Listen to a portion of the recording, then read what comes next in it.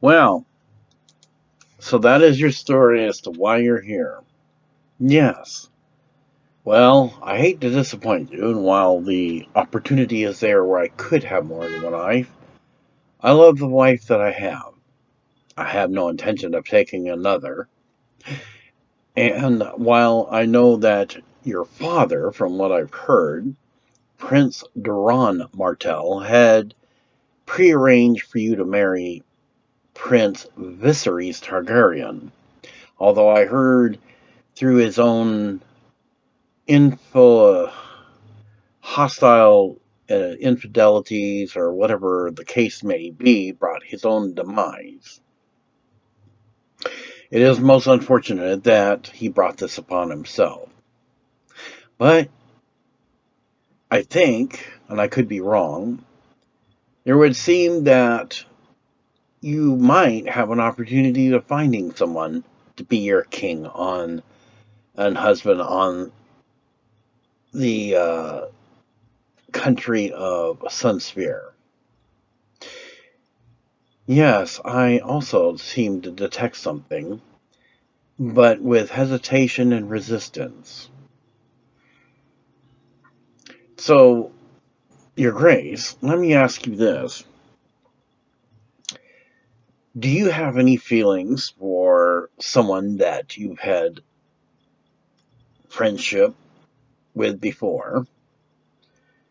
Well, there was a time when my younger years, before my father locked me in the tower, I and Daemon was kind of close. I kind of detected that myself. Lilith has a slight smile to this. But we won't all, I won't tell the secrets that I seem to sense.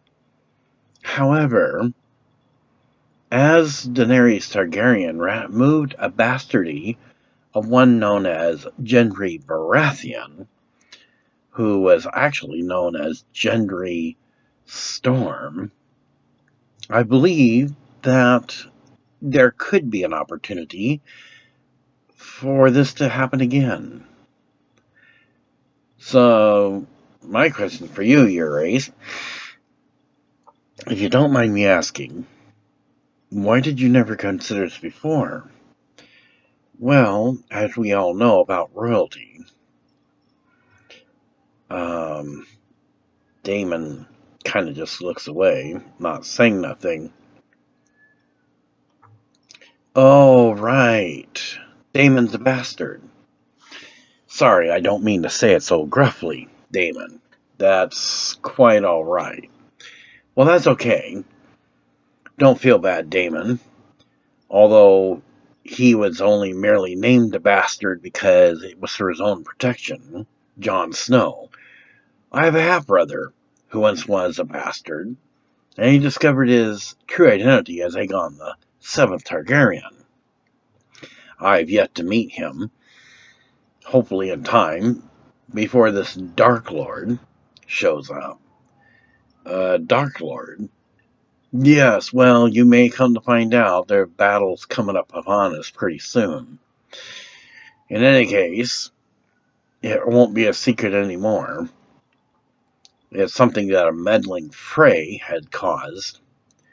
But, in any case, once he learned of his true identity, it was not until he betrayed our aunt, Queen Danerys, and as far as I'm concerned, Aegon VII became a bastard again, only because he killed our aunt.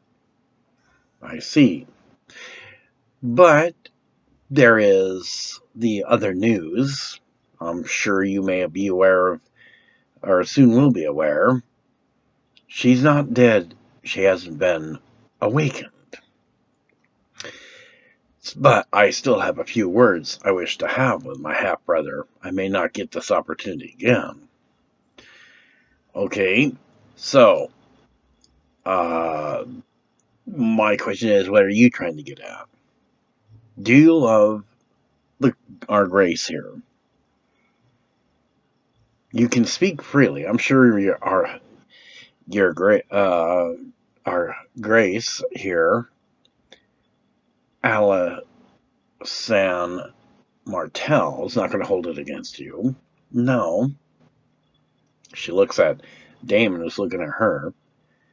I do love our queen. I kind of sense this myself. Well then, even though you're not part of Targaryen household, just as Gendry was not part of Targaryen household, I do believe that if I was to make a decree, who would question it? No one questioned Queen Daenerys when she removed Gendry Storm and became Gendry Baratheon. So that was at the end of what I understand was the White Walk War, wasn't it? Yes, it was at that time before she acted in rage and attacked King's Landing before she was betrayed by your half-brother. Right. Okay. So, how would you feel, Daemon San, if you were to be put in a position where you're no longer Daemon San? If I remember correctly, the annals show that your father married an unknown woman. That's the only reason you would have a bastardy name as Sands, however you want to put it. But if I'm right, your last name is Arrianne, if I pronounce it right. Is that not true of your father's name? He kind of looks up with his head held high. It is. Well, then, if I, and I'm not saying I won't, but if I remove your bastardy name, will you then, your grace, consider Daemon here as a paramour to sit with you in the kingdom of Dorne? She kind of has a smile about this. I would. Well then, let us be done with it. I, Aegon VI Targaryen, as my decree here in this temporary castle of House Blackfyre, although I'm the one in charge at the moment, hereby decree, Daemon Sands, you are no longer a bastard as far as I am concerned, and it shall be recorded as such for all the kingdom's annals. From this day forward you shall be known as Lord Daemon Arrianne, after your father, and therefore let no man call you a bastard from this day forward. Now you may kneel. Kind of looks hesitant, but does so, and then dubs him on both shoulders. You are now a lord, Lord Daemon Arrianne. Stand and take your place by your queen. You are now a man, not a bastard. Thank you, your grace. I feel unworthy. Yes, I know, my best friend keeps saying that as well. But that's okay. So, as much as I hate to rush off, speaking of my half-brother, unfortunately, I have duties that I have to take care of because, well, as I said, there's a battle coming upon us, and it's probably going to be here pretty quickly. Quite the Legion of Doom, is what I understand. So it might be the only time I ever get to see my half-brother. So, if you'll excuse me, I must get ready and make my departure and be back here shortly thereafter. Yes, your grace. So with that, Aegon VI Targaryen departs the House Blackfyre throne-like chambers to get himself ready. Well, as the wife and queen, I found this quite the interesting situation, but I am happy for you both. Now that he is no longer a bastard, Queen Alicent, or excuse me, Ariana uh, Martell. My husband's so busy he can't even keep names straight, but that's okay. Hope you're not offended. Not at all. I was kind of wondering who this Alysanne is. Uh, well, I'm not sure either. I guess she could be a red priestess of somebody in the kingdoms. In any case, should be no reason to hold you back from now if you have the same feelings as he does, taking each other as husband and wife, and ruling the kingdom of Dorne together.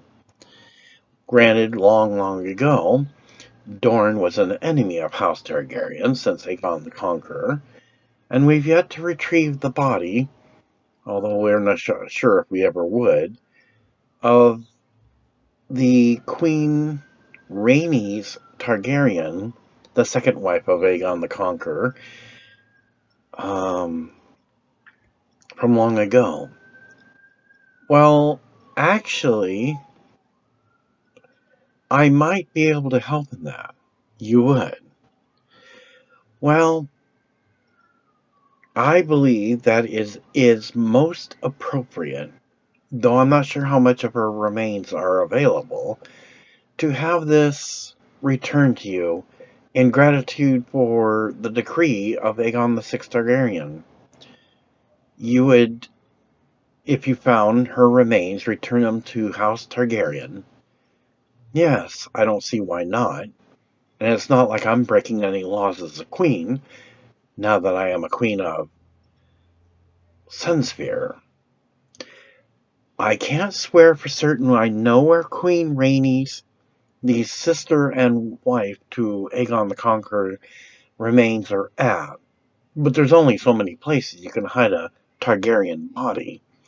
As to what happened to the dragon, I have no idea. They may have killed the dragon, carved it up, excuse me. After all that traveling, I guess it gets a little dusty. Well, here, let me pour you some refreshment. So, Queen and wife to Aegon VI then pours her a cup of wine. Queen Arianne Martell then takes a swallow, which kind of helps refresh her voice a bit. So, as I was saying, there's only so many places one could hide someone, and the dragon most likely either was used as food or who knows what became of it. In any case, as soon as I find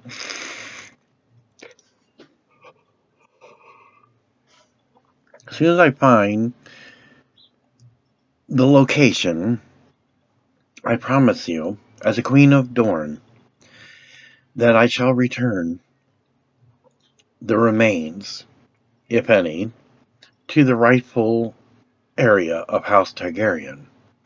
Well, just so you know, it won't be returned here. As much as I don't appreciate my husband trying to tell me the facts that he may not return from war, I have concluded that, although I would never tell my husband I finally accepted this, if he doesn't return back alive from war, I won't be here. I'll be returning back to my family's home in Essos. Therefore, the remains of Queen Rhaenys, sister wife to Aegon the Conqueror, if you should find any, should be returned back to the Red Keep, where all the great kings and queens who reigned in the past are buried below the Red Keep. There, I believe it would be the most appropriate place for her to be laid to rest, whatever remains of her remains, next to Aegon the Conqueror and his other sister wife. I understand, and I shall make this my personal quest to have this sought out.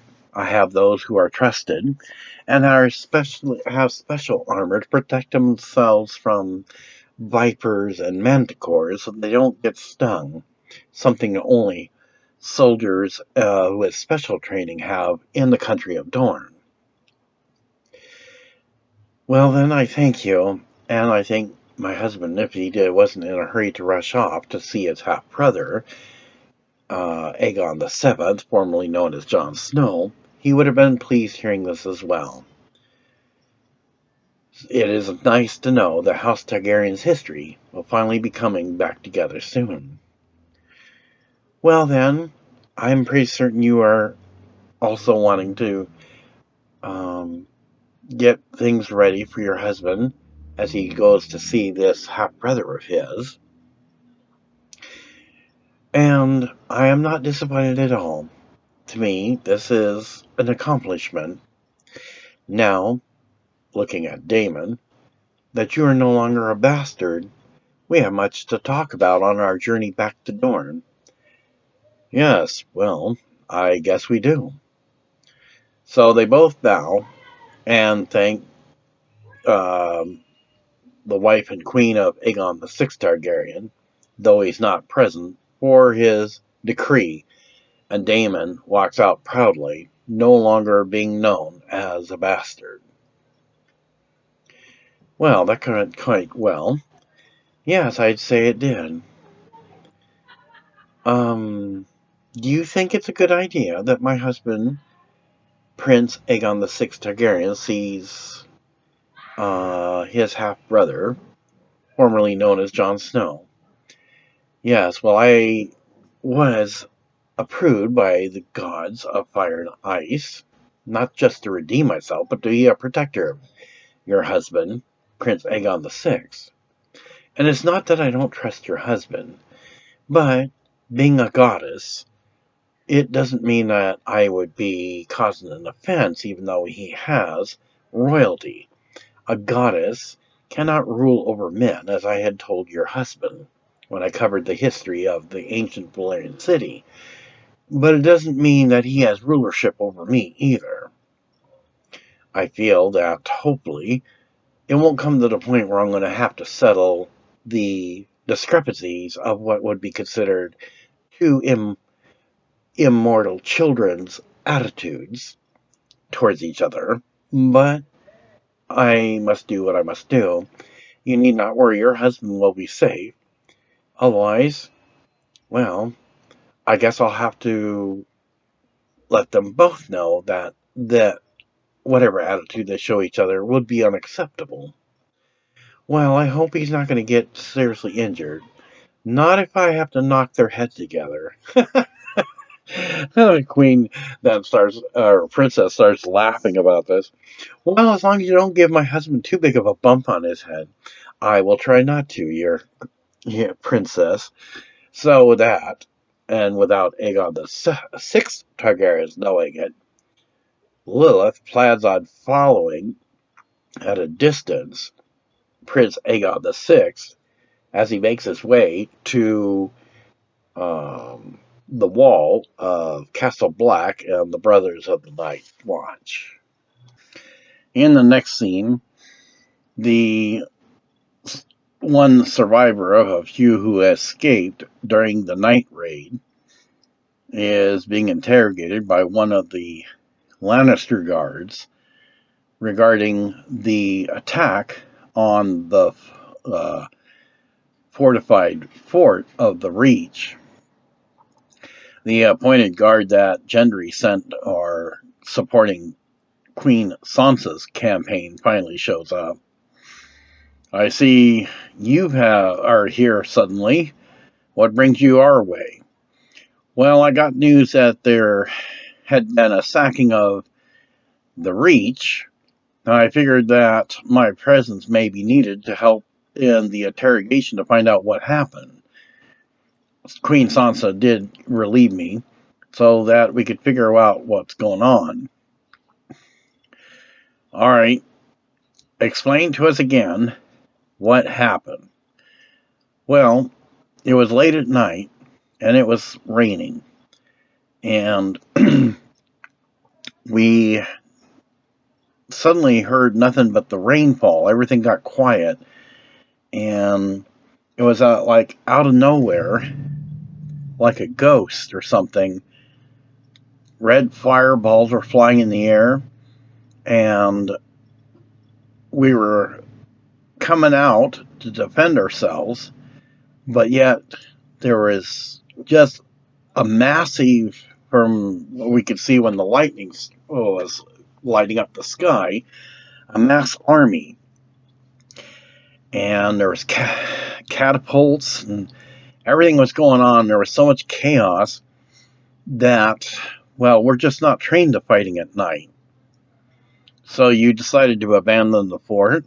No, we got kind of separated, and we're in such confusion. We didn't know whether we're attacking each other or the ones attacking us. But one thing that stood out was the fact that there's one that had something similar to like that of Targaryen. The only Targaryen that we know of was killed or betrayed by one known as a bastard, Jon Snow, who learned of his identity as Aegon VII. Are you sure you see this is what you've seen? Yes, except that the heads were different.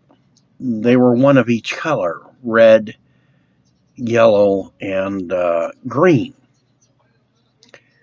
There's only been one such similar type emblem, according to the annals, but he was just a prince and he was killed because he thought he could drink wildfire.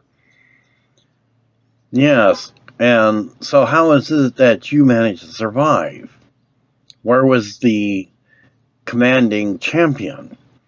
I only caught him briefly. He came out, stood ready, and as I tried to make my way, me and the men, to give him support, it was like as if this one with the emblems of 3 different colored head Targaryen had charged towards him as he finally started making his move towards this one with the 3 colored head emblem. But then our path was blocked. We couldn't get through. And so in the end, because there were so many of them, there was nothing we could do. We felt that it would be futile to just allow ourselves to be killed, since the fort was going to be overrun and taken anyway. So that's when you decided to flee. Gendry looks kind of serious about this. No, not intentionally. I mean, we thought that perhaps if we could regroup during the day, we could retake the fort. Well, it's a good plan, and you're right, since nighttime fighting is not exactly something we would plan on, except when we had to fight in the White Walker War. So, this Targaryen, he must obviously be a pretender. Nobody seems to know who he is. And there is no Targaryens. That is why King Brandon is the appointed and elected king. Well, if your orders are for us to regroup and retake the fort, we are ready to stand by. No, that won't be necessary at this time. I think I'll confront this one that's in the fort now myself. I've seen 2 different banners I've never seen before. You're dismissed. So, kind of looking hesitant, not sure that Gendry would actually punish him for fleeing, but Gendry does not do so. He then, without hesitation, gets up and takes his leave. How has Queen Sansa's campaign gone? Actually, it went quite well. The 2 company of soldiers you sent did do the blockades as you had ordered, and since you left me in charge of them as well, no phrase or no offense, none taken, of Lannisters came forward. Well, as far as House Lannister goes, it's because we're still trying to rebuild, since not only we had to deal with the White Walker War results, even though we weren't attacked by White Walkers ourselves, but then since Queen Danerys acted in a rage, even though we had already given up our swords, and was killing everybody. So there was nothing we could do to give assistance. In any case, from what I understand, this Lord Frey and his wife, Jenna Lannister, of our house, had no choice but to give up the house. So, in any case, he is right, and there was no resistance coming from either side. Unfortunately, Queen Sansa did prove that House Lannister here and the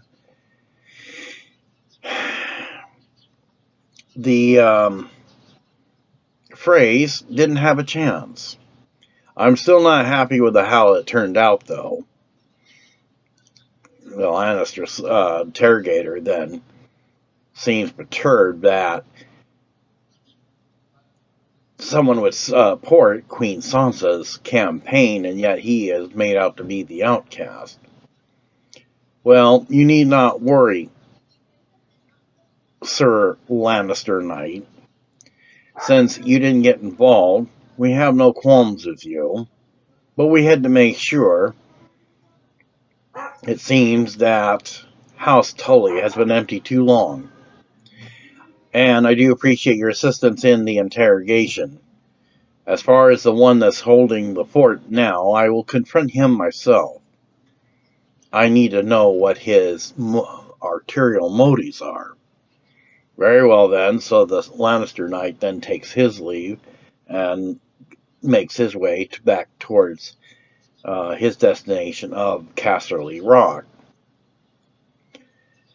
Well then, I suppose you could see to it that the two companies of our men for the Storm's End makes it back this way.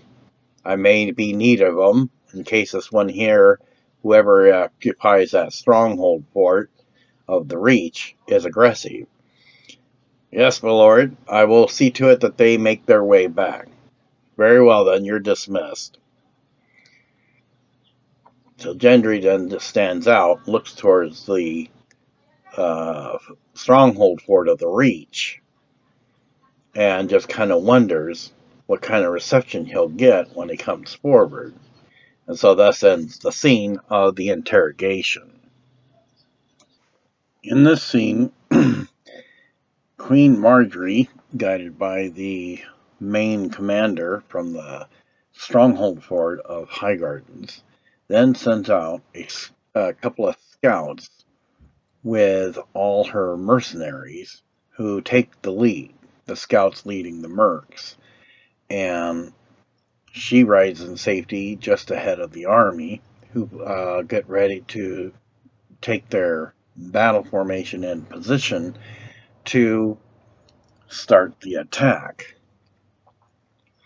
As each of the mercs are taking on those caught off guard who are guarding the outermost area of the Highgardens, it suddenly becomes a battle with the other army engaging those of Bronn's forces. Two of the mercs manage to get through the front lines and make their way to find out where Lord Bronn's at. This then becomes the scene where, as Bronn looks out to the stronghold fort to see what the commotion is, sees the forces coming towards him, and thus becomes the scene of the onslaught of the battle for Highgarden.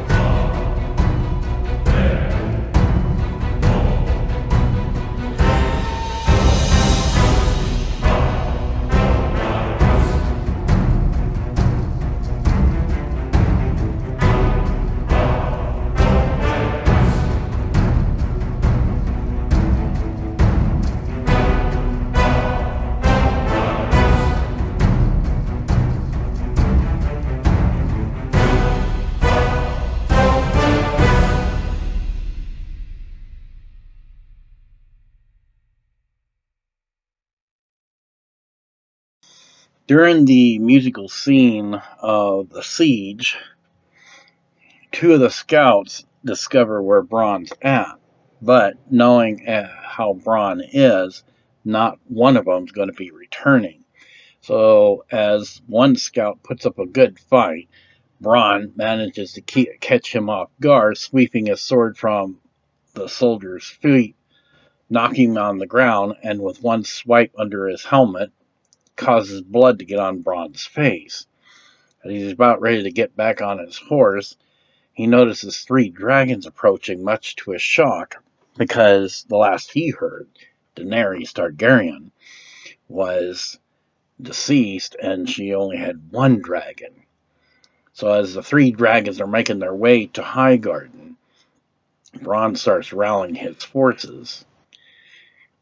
In the distance, though it is quite the surprise, he sees a great white dragon, and it looks like somebody's on it.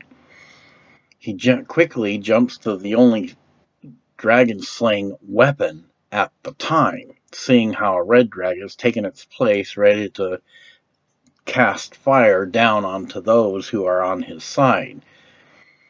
Before he can get a bolt fired, a green dragon casts a shadow over him and about scares Bronn for a brief moment and flies off. At the same time, Daenerys' great white dragon, Riverrun, which in this scene, of course, since this was the only one that could be found, will be a two-legged white dragon, bigger than Drogon, with great horns.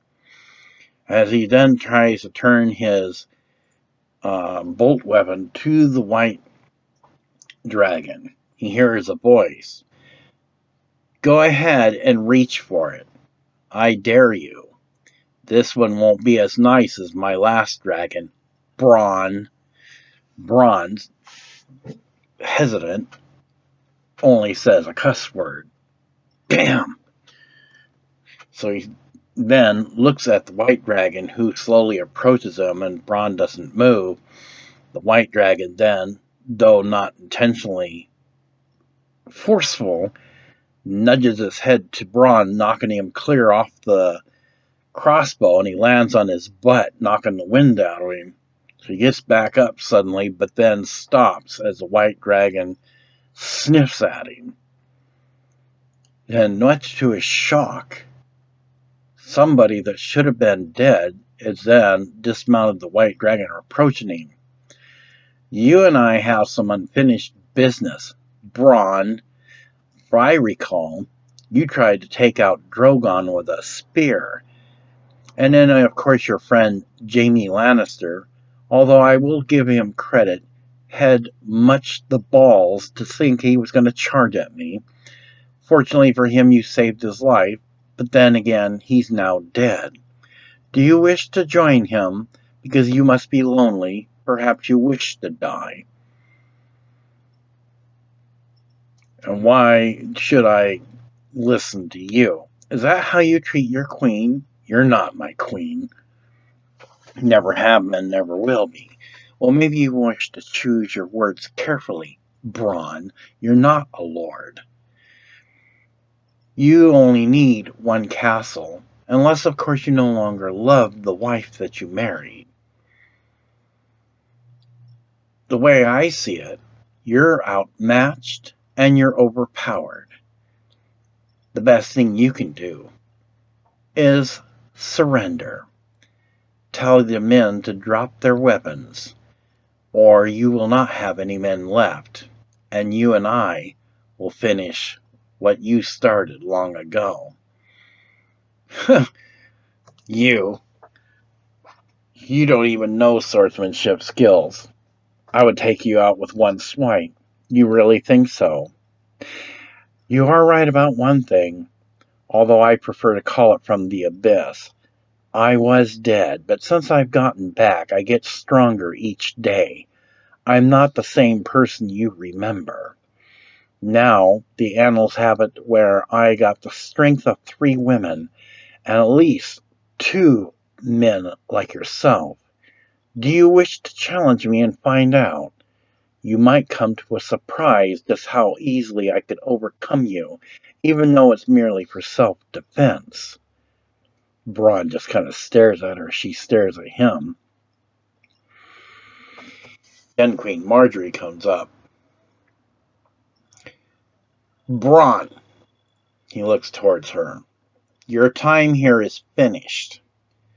Granted, back at the time, King Slayer and his men had the great numbers taking siege to Highgarden, and while you held him later at Crossbow Point and his brother Tyrion Lannister, after you had punched him in the nose, your payment that was due you was claimed illegally, and I have a scroll from the current king, appointed and elected, Brandon Stark.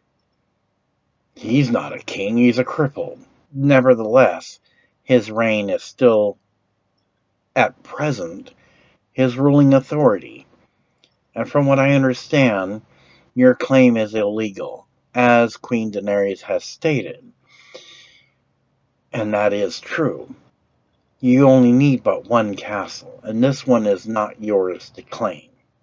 So, you can either take the scroll and read it, or you will be branded a heretic and a wanted man, and there will be nowhere in this known world you can run to. So, do you wish to stand down, or do you wish to die? Everyone stand down. I said stand down, damn it.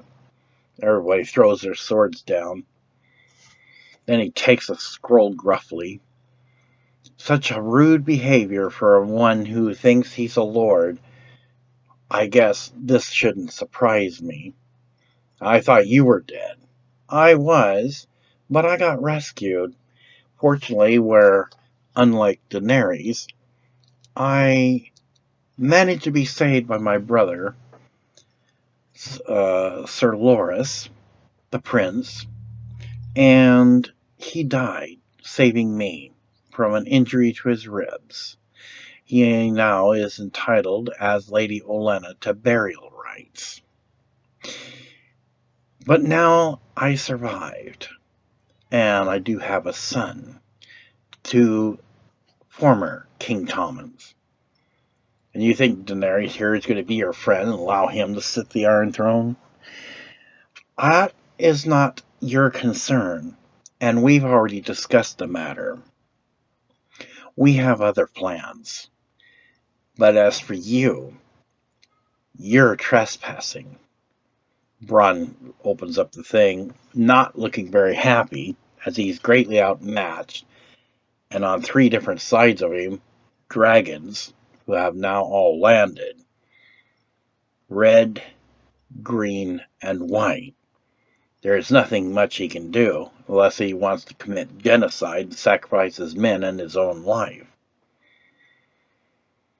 And he rolls a scroll and tucks it in his belt.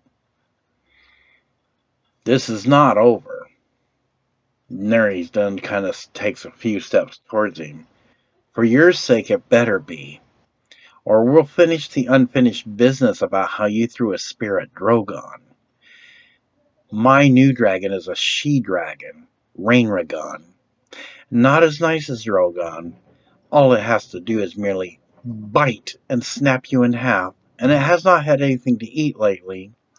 Shall it feast on your flesh now, or later? Fine, I never liked this damn place anyway. You can have the damn High Gardens. So with that, Bronn, knowing that there's nothing to do, he has no choice but to not sacrifice himself and what men are left, and decides to take his leave. Queen Marjorie then makes her decree. And as for those who sided with Bronn, know this: there is no place for you. I do not house traitors. So therefore you can go with him, and if you come back, you will be arrested and treated as traitors, and then you will have to serve out your time under the authority of Aegon VII Targaryen, giving up all lands and titles and claims to be a brother of the Night's Watch. That will be my decree. So all the men, leaving their swords behind, mount their horses and follow Lord Bronn out with escorts of other Highgarden soldiers, making sure they don't try to change their mind or turn around.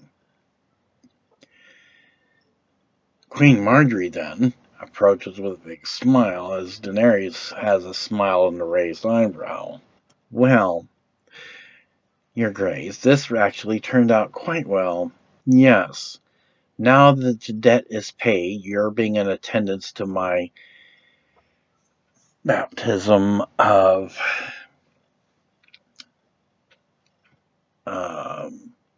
my sins being forgiven, and having removed the tarnishment of the House Targaryen name.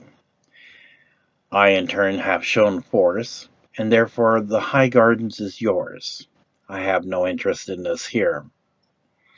May you rule it well. Well, thank you, Daenerys Targaryen. I shall. After funeral rites, I shall try to get this place back in order the way it once was. I hope you understand that now that we have evened our debts between us, I still am counting on you to show support when I stake my claim at the Red Keep for the new Iron Throne of Swords that is due to be installed. Yes, I do not break promises. Neither do I. So with that, Daenerys and Queen Marjorie, although it looks kind of strange, do a curtsy towards each other, and Daenerys mounts her white dragon and then flies off.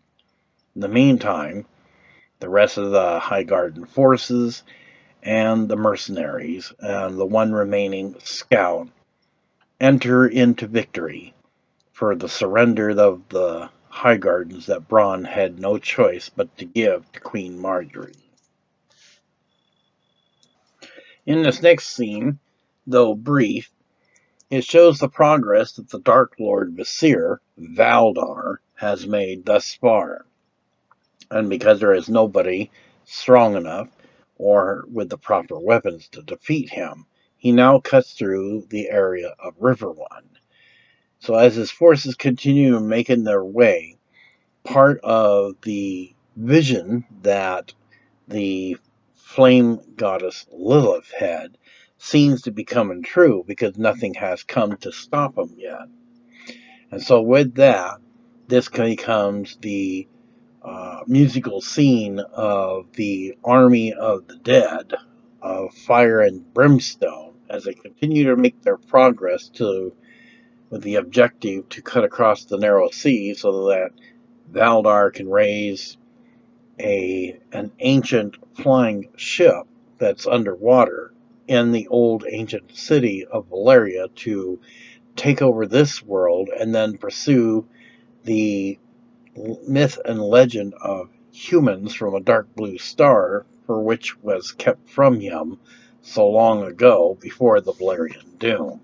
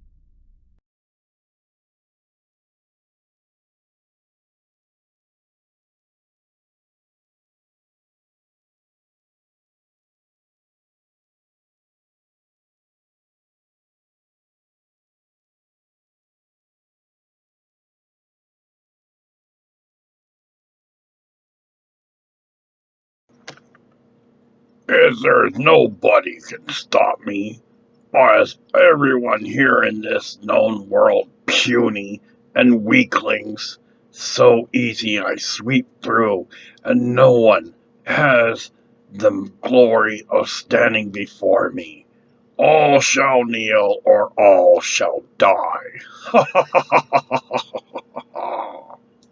At the wall, which is quite unusual, those on the guard towers see riders coming, mostly dressed in black, and as was the plan by Prince Aegon VI Targaryen, surviving son of Prince Rhaegar, since the time he was swapped out by Lord Varys long ago. Riders coming! Must be some new recruits. And they're all dressed like us. Well, this is unusual. I thought our recruits weren't due back, but they must have found a lot of them. The first one that comes in, of course, has an unusual helm. We're here to report to the Lord Commander of the Night's Watch. I believe his name's Aegon VII Targaryen, or Jon Snow the Bastard. Well, for your information, you just call him Lord Commander of the Night's Watch. And why don't you reveal yourself? So, as the helmet comes off, two guards rush in, and one, Maelina, gives a signal for the other riders to rush forward and barricade the front entry. Thus, Jon Snow on the railing sees them from a distance, and Edric Storm's bodyguard, married to the fishwife, also comes in and gives a signal, and all arrows of crossbows and regular bows are pointed at each other in Castle Black. Jon Snow then, of course, rushes down the steps, but before he gets a chance to see what's going on, Prince Aegon VI Targaryen, with greaves on his hand, makes a swift punch to Jon Snow's face and knocks him flying across the ground in the mud. Jon Snow quickly jumps back up, draws his sword, as Aegon VI also draws a sword, and they have them pointed at each other's necks. I wouldn't do that if I were you, or I'll knock both your heads in. And all of a sudden, to much shock, as Aegon VI Targaryen was not expecting to be followed, and Jon Snow, never having seen a giant, at least a female one, with bright red hair, looks kind of shocked. Why don't you put both your swords down, or I'll show you both where you can stick those swords.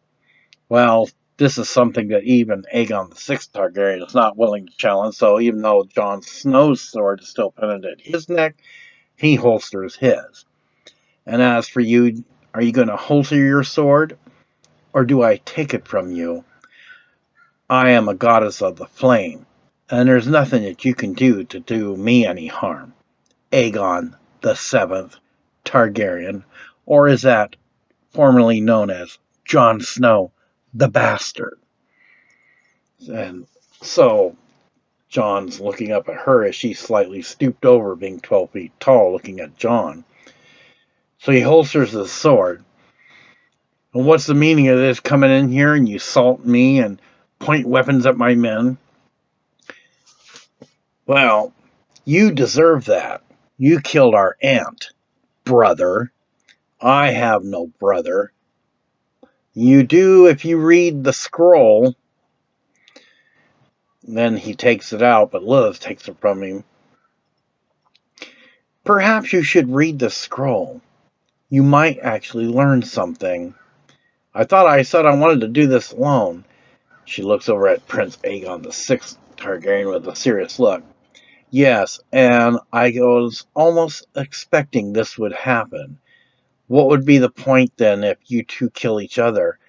Even if I and my brother, the many-faced god, defeat the Vizier, I will still have failed in being your protector, and then where's my destiny? Back to the seven hells.